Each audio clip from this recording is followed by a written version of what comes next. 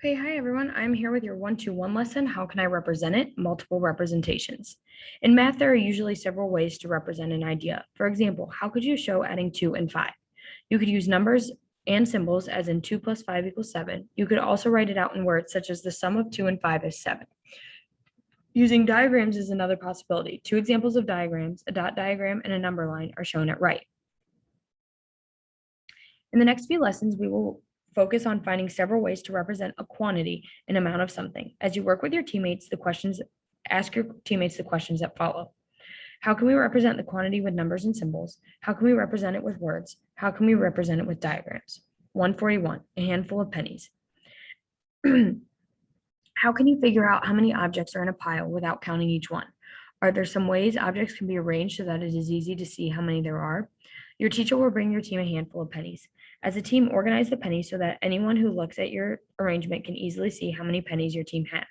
Keep working until all the members of your team agree that your arrangement is the clearest and easiest to interpret. So you're going to have 31 pennies. That's how many pennies I gave you. Note that someone looking at your pennies should know how many there are without having to believe what you tell them. For example, arranging your pennies into shapes of numerals of your number will not work. So you can't put your pennies in a shape.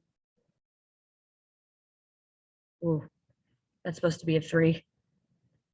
3 and 1. That does not work. Okay, so you will need to do that.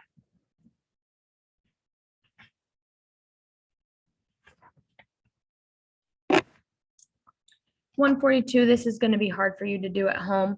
Are some arrangements easier to interpret than others? Your teacher will direct you to participate in a gallery walk so that you can see how other teams have arranged their pennies.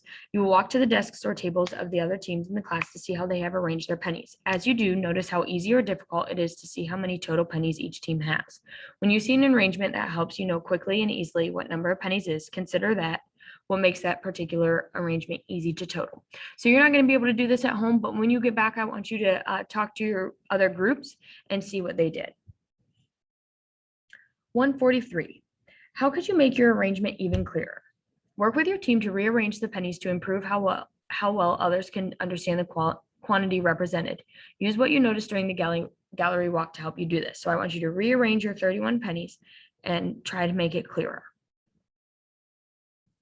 Jot down some ideas.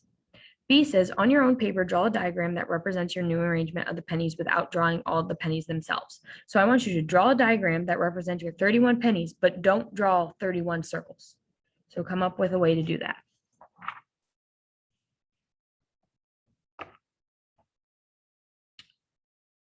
Part C says, compare your diagram with those made by your teammates. Do some diagrams match the arrangement better than others? As a team, decide on the best way to represent your arrangement in the diagram. Consider using ideas from one drawing. When all team members have agreed on the best diagram, copy it onto your paper. So I want you, if you came up with more than one diagram back here, I want you to choose the best one and draw it right here.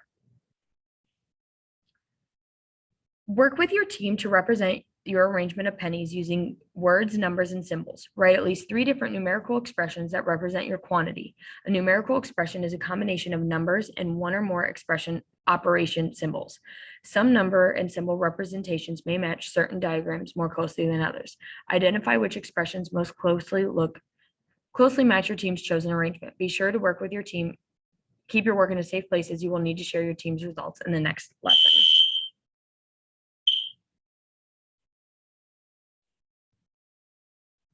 Sorry about that.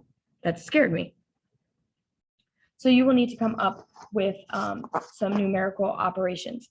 One that you could come up with for 31, just to kind of set you on the right path, is if I have 3 groups of 10 pennies, and then I have 1 left over. That would be 31. So I want you to come up with some more. You cannot use that one because we have multiplication and addition, but you can come up with some others. If you have any questions or you would like to talk about this, because this is a lesson that you missed some group work, please let me know.